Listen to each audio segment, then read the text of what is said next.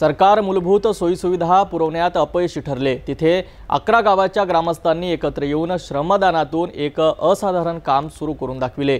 शासनाच्या मदतीची वाट न पाहता त्यांनी स्वतःसाठी रस्ता आणि पूल तयार केला। यामुळे त्यांची अनेक वर्षांची समस्या सुटली आहे। हा रस्ता केवळ दळणवळणाचे साधन नाही, तर तो त्यांच्या सामूहिक शक्तीचा आणि जिद्दीचा पुरावा आहे। गडचिरोलीतील सिरोंचा तालुक्यात एक वेगळ्या संघर्षाची गाथा आपण बघणार आहोत। येथील 11 गावे अनेक दशकांपासून मूलभूत सुविधांपासून वंचित आहेत। बोरमपल्ली नाल्यावर कायमस्वरूपी पूल नसल्यामुळे पावसाळ्यात या गावांचा संपर्क पूर्णपणे तुटतो। 4 महिने गावांचा बाहेरच्या जगाशी संबंध तुटलेला असतो आणि उरलेले 8 महिने लोक धोकादायक प्रवासातून वाट काढतात।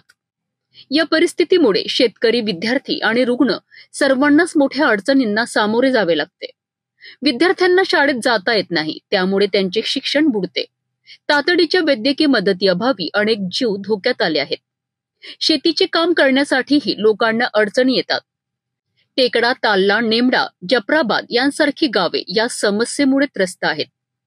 अखेर शासनाकडून कोणतीच मदत मिळत नसल्याने गावकऱ्यांनी एकत्रित येऊन श्रमदानातून एक मोठा निर्णय घेतला आहे। त्यांनी स्वतःच हातात कुदळ आणि फावडे घेऊन रस्ता आणि नाल्यावर तात्पुरता पूल बांधायला सुरुवात केली। हा केवळ एक रस्ता नाही, तर हा त्यांच्या आत्मविश्वासाचा विजय आहे। ही घटना केवळ गडचिरोलीची नाही, तर देशभरातील अशा अनेक दुर्गम भागाच्या प्रतिनिधित्व करते। जिथे सरकार मदत पोहोचू शकत नाही, तिथे लोक स्वतःच्या हिमतीवर मार्ग काढतात। या गावकऱ्यांनी दाखवून दिलं आहे की सामूहिक इच्छाशक्ती आणि श्रमदान हे कोणत्याही अडचणीवर मात करू शकतात। आता सरकार या गावकऱ्यांच्या हिमतीला साथ देऊन कायमस्वरूपी पूल कधी बांधणार हे पाहणे महत्त्वाचं ठरेल।